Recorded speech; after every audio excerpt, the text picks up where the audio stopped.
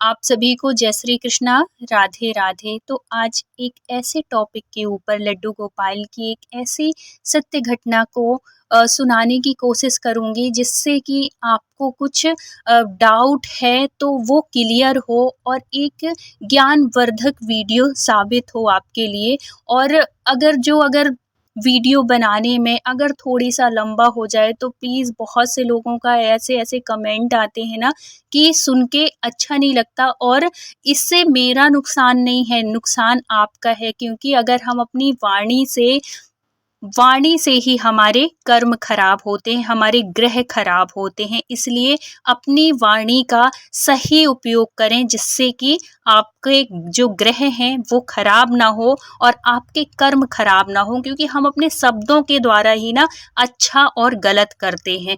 तो अगर वीडियो अच्छे नहीं लगते हैं तो प्लीज़ रिक्वेस्ट है, हाथ जोड़ के मत देखा करिए। जिसको ज्ञान लेना है, जिसको कुछ सीख लेना है वो ले सकते हैं, क्योंकि वीडियो जब बनाओ ना तो पता नहीं चलता और हम अपनी पूरी बात कह नहीं पाते छोटे कम टाइम पे। इसलिए प्लीज़, अगर वीडियो बड़ा हो जाए थोड़ी सा तो उसके लिए मैं माफ़ी मांग रही हूँ अभी से। और ये एक ऐसे टॉपिक पे वीडियो है जिसको कि हम सभी को सुनना चाहिए, और ये अधिकतर उन महिलाओं के लिए है, उन लड़कियों के लिए है जो कि मासिक धर्म के टाइम पे कोई छुआछूत नहीं मानती हैं, कोई अपवित्रता का ध्यान नहीं रखती है, पवित्रता का ध्यान नहीं रखती हैं। इसके ऊपर है, क्योंकि आज के टाइम पे ना ऐसे लोग भी हैं जो कि अपने आप को तो बहुत पढ़ा लिखा, बहुत ज्ञानी समझते हैं, लेकिन वो भी ऐसे कहते हैं कि नहीं, ये जो पीरियड का टाइम है ये नेचुरल है, कोई हमने तो बनाया नहीं है, तो इसका संबंध अभी से नहीं है। ये जो औरतों को, लेडीज़ों को ये जो पीरियड होता है, ये मासिक जो धर्म होता है, इसका संबंध है इंद्र भगवान से। तो इस टॉपिक के ऊपर ज़रूर सुनिएगा कि इसका संबंध इंद्र भगवान से कैसे जुड़ा है। तो एक छोटी सी सत्य घटना के माध्यम से मैं आप लोगों को ये समझाने की कोशिश करूँगी। शायद आप लोगों को थोड़ी सा भी अगर ये वीडियो अच्छा लगे और आप लोगों को लगे कि ये जानकारी ज्ञानवर्धक है, तो आप भी अपने अपने परिवार में, अपने पहचान में, मतलब जो भी आप लोगों की व्हाट्सएप ग्रुप है, कैसे भी वो है, जानकारी पहुंचाने की कोशिश करिएगा, क्योंकि एक प्रयास किसी का जीवन बदल सकता है। और है तो जो मतलब जिस चीज़ के बारे में नॉलेज नहीं है, हो सकता है मेरे इस छोटे से प्रयास से उन तक ये बात समझ में आए कि ये जो हमारे बड़े लोग हैं, जो हमारे बुजुर्ग लोग हैं, वो हम लोगों को क्यों रोकते हैं कि पीरियड के टाइम पे भगवान को नहीं छू। आजकल क्या चला है कि लड्डू गोपाल की सेवा लोग करते हैं, उनको पुत्र मान के करते हैं। बहुत अच्छी बात है, आप उनके साथ किसी रिश्ते से जुड़े हैं। तो क्या सवाल उठता है कि जब हम भगवान को पुत्र माने हैं, जब हम अपने बेटा जैसे माने हैं, तो क्यों हम भगवान को नहीं छू सकते? हम तो छू सकते हैं, क्या हम अपने बच्चे को नहीं छूते हैं? तो देखिए, बच्चे में और भगवान में बहुत अंतर है। आप अपने बच्चे को बच्चा मान सकती हैं, लेकिन उनको भी बच्चा मानती हैं, लेकिन ये बात आपको भी पता है कि ये भगवान है। तो इस बात को बिल्कुल मत भूलिए कि भगवान में और बच्चे में बहुत अंतर है। आप अपने बच्चे को छूइए सब कुछ, तो अगर आप भगवान को भी अपने बच्चे, तो आपके अंदर इतनी पवित्रता है, आप मन से इतनी निश्चल हैं कि हाँ, हम अपने लड्डू गोपाल को बिल्कुल पुत्र की भांति ही मान रहे हैं, तब तो आप बिल्कुल वो होकर के आप तो साक्षात फिर देवी ही हैं, ये समझिए अपने आप को। लेकिन अगर थोड़ी सा भी क्योंकि हम कलयुग में रह रहे हैं, हमारे अंदर इतनी पवित्रता, इतना निश्चलपन, इतना साफ दिल, हम कितना भी वो कर लें नहीं हो सकते। नहीं हम सबरी बन सकते हैं, नहीं हम मीरा बन सकते हैं, नहीं हम कुब्जा बन सकते हैं, क्योंकि हम कलयुग में हैं, हम सतयुग में नहीं हैं। और हमारे कर्मों में भी बहुत फर्क पड़ता है, उनसे हम अपनी बराबरी बिल्कुल भी नहीं कर सकते हैं। तो अगर वीडियो थोड़ी भी अच्छा लगे तो प्लीज़ लाइक कर दीजिएगा, चैनल में न्यू हैं तो प्लीज़ सब्सक्राइब कर लीजिएगा। तो ये कहानी है, कहानी के माध्यम से मैं आपको समझाने की कोशिश करूँगी। एक मैया रहती हैं और उनकी बहू रहती है, मतलब उनका पूरा परिवार रहता है। मैया अपने घर में लड्डू गोपाल की सेवा करती हैं, उनके साथ में और भी भगवानों की वो सेवा करती हैं। लेकिन ये जो बहू आई है, बहू जो है ये जैसे पीरियड का टाइम आता है तो ये जो मैया हैं ये हमेशा उसको रोकती थी कि जो मंदिर है, मंदिर के पास मत जाया कर, या कि जब मैं पूजा करती रहती हूँ तो या तो साइड से निकल जाओ, मुझे छुओ नहीं, या रसोई में पवित्रता का ध्यान रखो पीरियड के टाइम पे 4 दिन तक तुम। और वो बनवाती भी नहीं थी 4 दिन। वो मैया जो थी वो बहू को किचन में नहीं आने देती थी, क्योंकि किचन में भगवान का लड्डू गोपाल का भोग भी बनता था। तो उसको तो आराम मिल गया, ठीक है, वो चीज़ मान ली कि हाँ मैं किचन में नहीं जाऊंगी क्योंकि 4 दिन पीरियड के हैं। लेकिन वो तो मान गई क्योंकि उसको आराम मिल रहा है, लेकिन ये चीज़ वो मानने को तैयार नहीं थी कि पीरियड के टाइम पे हमें भगवान को छूना नहीं है, हमें कोई भगवान की कोई भी वस्तु को, कुछ भी चीज़ छूना नहीं है। वो उसका मानना ये था कि ये तो नेचुरल है, कोई हमने तो बनाया नहीं है।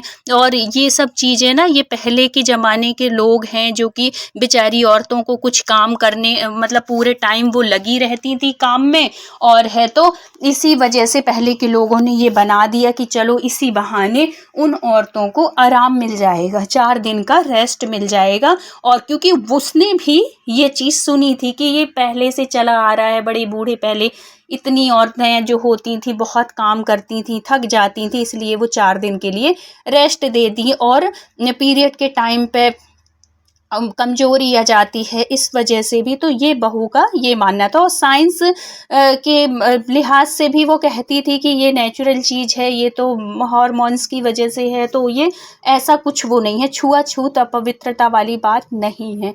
अब वो बेचारी जो थी, सास जो थी, वो बड़ी परेशान, वो धार्मिक थी, वो पूजा पाठ वाली थी। उसने कई लोगों से ये बात के लिए, जैसे बहू कहती थी तो उन्होंने पूछा भी कि क्या ये बात सही है, क्या मतलब छूना छाना सही है कि नहीं है। तो बहुत से लोग जो हैं, जो धार्मिक जुड़े हुए हैं, पहले से ग्रंथों को पढ़े हुए हैं, उन्होंने इस चीज़ के लिए साफ मना किया था कि पीरियड के टाइम पे भगवान को छूना वर्जित है, बिल्कुल नहीं छूना चाहिए। चाहे आप उनको लड्डू गोपाल को, चाहे आप पुत्र मानो, चाहे भाई मानो, चाहे किसी भी रिश्ते में मानो, लेकिन हैं वो भगवान, आपकी सेवा वो कभी स्वीकार नहीं करेंगे अगर आप ऐसे टाइम पे भगवान की सेवा करते हैं। वो नहीं मानती थी।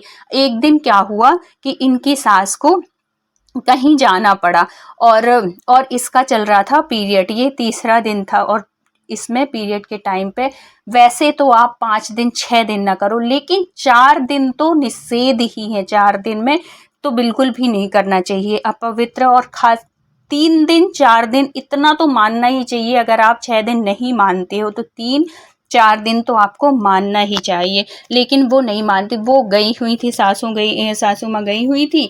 अब उनके घर में लड्डू गोपाल का भोग लगता था, सब कुछ। इसको लगा कि सास तो है नहीं, और वो भी ऐसे नहीं है कि वो सेवा नहीं करती थी, वो भी भगवान की सेवा करती थी। और लड्डू गोपाल को वो एक पुत्र के रूप में ही सेवा करती थी, बड़े प्यारे से उसके घर में लड्डू गोपाल थे, और बच्चे के रूप में ही सेवा करती थी। और उसके पास एक छोटा, मतलब बच्चा भी था, ऐसा भी नहीं है कि लड्डू गोपाल ही थे, एक छोटा बच्चा भी था, 2-3 साल का बच्चा, छोटा सा। तो वो इसी रूप में करती थी कि जैसे मेरा ये बच्चा वैसे मेरा ये बच्चा। तो जब वो खाना खिलाती तो उसको लगता कि जब मैं इसको वो कर सकती हूँ तो बच्चा तो मेरा ये भी है, तो मैं इनको क्यों नहीं कर सकती हूँ। और जब माँ अपवित्र टाइम पे अपने बच्चे को खिला सकती है, बहुत सी लेडीज़ों का यही क्वेश्चन होता है कि जब हम अपने बच्चे को कर सकते हैं तो भगवान को क्यों नहीं कर सकते, जब हम उनको बेटा माने हैं। नहीं कर सकते हो आप, मैं तो यही कहूँगी, बिल्कुल नहीं कर सकते हो, छू भी नहीं सकते हो। इसका एक कहानी सुनिएगा, इंद्र और हम औरतों से कैसे जुड़ी है ये कहानी। तो वो मैया एक दिन उनको बताती हैं, जो मंदिर में एक आंटी रहती थी और वो पूजा पाठ धर्म से बहुत जुड़ी हुई थी, उन्होंने बहुत किताबें पढ़ी थी बहुत। तो उन्होंने बोला कि तुम परेशान मत हो, आज मैं तुम्हारे साथ चलूँगी। जब वो जाती हैं, उनकी मैया की फ्रेंड ही थी, मतलब उनकी सास की सहेली जैसी हम उम्र थी, तो सहेली जैसी ही थी। बहुत ज्ञान था उनके पास, शास्त्रों का भी ज्ञान था, सब कुछ था। उन्होंने कहा कि मैं पूरी कोशिश करूँगी तुम्हारी बहू को समझा सकूँ कि क्यों नहीं करना चाहिए ऐसे टाइम पे पूजा। तो जब वो आंटी मतलब उनकी सहेली जो आती हैं, तो वो अपनी उनको बुलाती हैं, बहू को बुलाती है, बहू चाय नाश्ता सब कुछ लेके आई, फिर उसको बिठालती हैं और फिर समझाती हैं कि ये जो पीरियड का संबंध है ये इंद्र से कैसे जुड़ा है और ये कैसे औरतों के लड़कों के भी हो सकता था, ये स्वाभाविक बात है, औरतों को ही क्यों मिला। तो औरतों को क्यों मिला इसका रीजन सुनिए कि क्यों औरतों को पीरियड होता है और 4 दिन अपवित्र क्यों मानी जाती है और कितना पाप लगता है। तो वो आंटी बताती हैं कि देखिए एक टाइम क्या था, बहुत पहले की बात है कि इंद्र अपने आसन में बैठे हुए थे स्वर्गलोक में। सारे जो भी वो थे गंधर्व किन्नर सब लोग थे, वो सब बैठे हुए थे और भी भगवान जो थे सब बैठे हुए थे। जब बृहस्पति देव गए तो सबने उठ के उनके सम्मान में प्रणाम किया, लेकिन इंद्र अभिमान बस, इंद्र भी हमेशा करते थे क्योंकि बृहस्पति देव जो हैं वो उनके गुरु भी थे, तो हमेशा सम्मान करता था। लेकिन इस बार उसको ऐसा अभिमान हुआ कि वो खड़ा नहीं हुआ उनके सम्मान में। और ये होता है कि जो बड़े होते हैं, जो सम्माननीय होते हैं, तो उनसे जो छोटे होते हैं वो हमेशा एक आदर होता है कि खड़े होके उनका अभिवादन करते हैं। ये चीज़ उनको उसने किया नहीं था और हमेशा करता था। तो जब ये चीज़ उसने किया नहीं तो गुरु जो बृहस्पति देव हैं उनको ये बात बुरी लगी। वो उसमें सभा में बैठे नहीं, वो वापस आ गए। जब वो वापस लौट आए तो इस बात का पश्चाताप हुआ इंद्र को। उनको लगा कि अरे ये तो मैंने गलत कर दिया, मैंने तो अपने गुरु को अपमानित किया और उनकी वजह से ही आज मुझे ये वैभव प्राप्त है। तो कुछ दिन के बाद क्या होता है कि देखो, गुरु का खुश होना बहुत ज़रूरी होता है। गुरु अगर रुष्ट हो जाए ना तो हमारे जो इतने ऐश आराम और वो हैं, ये ग्रह नक्षत्र ये सब खराब होने लगते हैं। इसी वजह से उनके रुष्ट होने की वजह से जो इंद्र का इंद्रासन था वो छीनने के उसमें आ गया। जो राक्षस गण थे वो इंद्रपुरी में वो कर दिए, आक्रमण कर दिए और उनके कब्जे में चली गई। अब वहां पे शासन करने लगे राक्षस। अब ये इंद्र बहुत परेशान। अब वो कहते हैं कि अब गुरुजी के पास जाते हैं बृहस्पति देव, लेकिन बृहस्पति देव तो बहुत नाराज थे, वो आए नहीं उनके सामने। अब वो इंद्र जाते हैं ब्रह्मा जी के पास कि ब्रह्मदेव आप मुझे बताइए, इसका मार्गदर्शन करिए, मैं क्या करूं। मेरे पास मतलब ये जो राक्षस है वो मेरा इंद्रासन छीन चुके हैं, अब मैं कैसे उसको वापस पाऊं। तो उन्होंने कहा कि देखो, ये तुमने जो गुरु का अपमान किया है ना, इसकी वजह से तुमको इसकी सजा मिली है, तो गुरु को खुश करो और उसके लिए तुम यज्ञ करो। तो बोले कि यज्ञ किससे करवाऊं, गुरुजी तो नाराज हैं। तो उन्होंने बोला कि कोई पुरोहित को बुला लो और उससे हवन करा लो।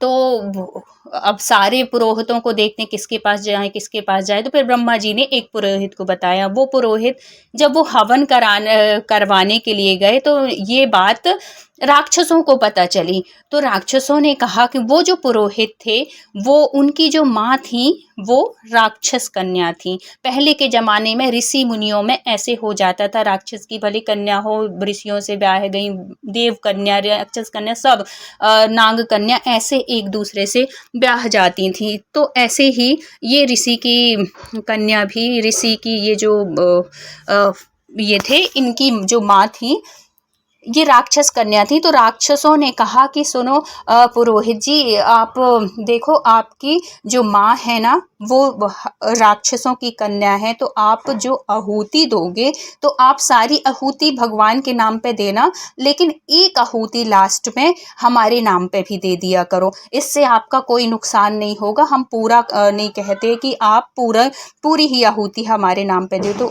पुरोहित को भी सही लगा कि हाँ बात तो सही कह रहा है, क्योंकि मेरी माँ भी राक्षसी है। देखिए स्टोरी थोड़ी सी लंबी हो सकती है, उसके लिए माफ़ करिएगा, लेकिन पूरी जानकारी आपको देना बहुत ज़रूरी है। फिर क्या होता है कि वो हवन कराने लगते हैं और इंद्र हवन करते हैं, और ये आहुति एक लास्ट एक की जो स्वाहा जो बोलते हैं ना, वो सब भगवान के नाम पे, लेकिन ये धीरे से राक्षसों का एक आहुति देने लगे। उसकी वजह से क्या हुआ कि इंद्र को जो फल मिलना था वो फल नहीं मिला, और इंद्र तो भगवानों को तो सब कुछ पता होता है कि कहाँ कौन गलती कर रहा है क्या है। जब ये फल नहीं मिला, इतना हवन कराए, सब कुछ किए, तो इंद्र ने कहा कि इतना सब कुछ हुआ, इसका तो फल मिलना चाहिए, ये फल क्यों नहीं मिला मुझे।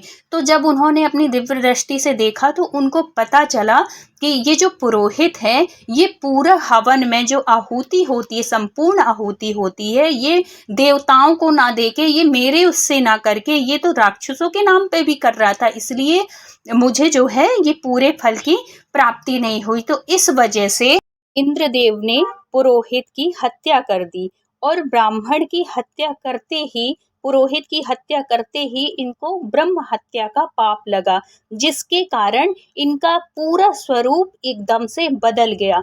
बहुत प्रयास किए, बहुत कोशिश की, पूजा पाठ सब कुछ किया, लेकिन ये कोई प्रयास इनका सफल ना रहा, और उनको कोई भी फल की प्राप्ति नहीं हो रही थी, और पूरा जो स्वरूप था वैसा ही रहा। तब परेशान होके सारे देव ब्रह्मा जी के पास जाते हैं और कहते हैं कि प्रभु, इसका ब्रह्म हत्या का कोई समाधान बताइए, जिससे कि इंद्र को इस पाप से मुक्ति मिल सके।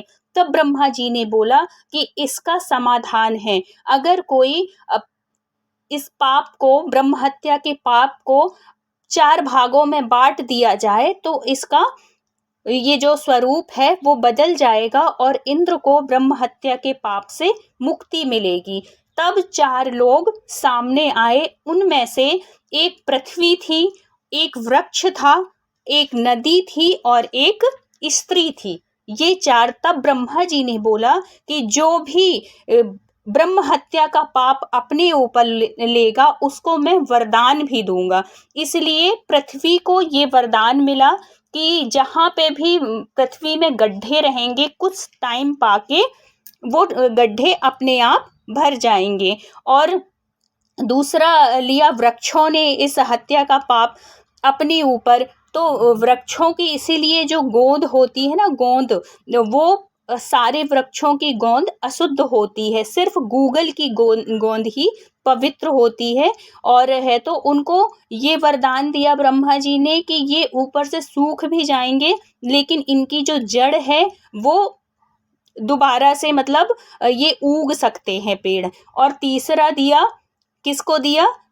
तीसरा दिया स्त्रियों को। इसी वजह से स्त्रियां जो होती हैं, हर महीने पीरियड होता है, रजस्वला होती हैं, और इनको ये जो श्राप भी हुआ इसी वजह से कि पहले दिन वो चंडालनी का रूप होती हैं, दूसरे दिन ब्रह्मघातिनी, तीसरे दिन धोबिन, और चौथे दिन वो पवित्र होती हैं। और चौथा भाग दी, और इसके साथ में उनको ये वरदान दिया कि वो माँ बनने का, उनको संतान प्राप्ति का उनको वरदान दिया। और चौथा जो भाग था उनको दिया किसको? जलदेव को, जिससे कि ये उनको श्राप लगा इसका ब्रह्म हत्या का, जिसकी वजह से जो नदी, समुद्र, उसमें ऊपर फैन सा हो जाता है ना, ये श्राप की वजह से है। और वरदान क्या दिया कि ये जिस भी उसमें डाला जाएगा जल, वो उसी में परिवर्तित हो जाएगा।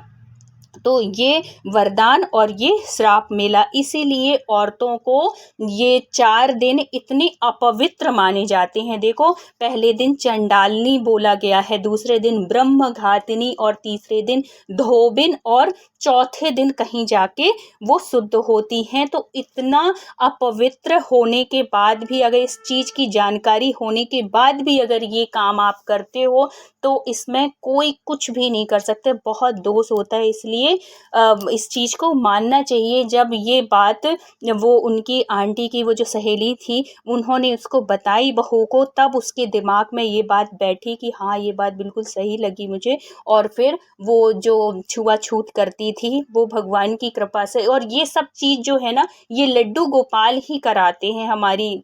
इस तरीके के कोई ना कोई माध्यम बनता है जो कि हमें जानकारी, जिसके माध्यम से हम तक जानकारी पहुंचती है। जैसे कि उस तक जानकारी पहुंची, फिर वो ये जो छुआछूत करती थी एकदम से बंद कर दी, पवित्रता का ध्यान रखने लगी। भगवान की कृपा से, लड्डू गोपाल की कृपा से उस घर में सुख समृद्धि बढ़ने लगी। और ऐसा ही करना चाहिए। अगर आप चाहते हैं कि आपके घर में भी सुख समृद्धि बनी रहे, लड्डू गोपाल की कृपा रहे, तो आप पवित्रता का विशेष ध्यान रखिए। और हमारे लड्डू गोपाल ठीक है आप बच्चे मानिए, लेकिन हैं भगवान, इस बात को बिल्कुल मत भूलिए। तो बोलिए लड्डू गोपाल की जय। वीडियो अच्छा लगा हो तो please like share and subscribe करिएगा। मिलते हैं किसी नेक्स्ट सत्य घटना के साथ। जब तक अपना ख्याल रखिए, अपनों का ख्याल रखिए। Thank you so much full watch करने के लिए। राधे राधे।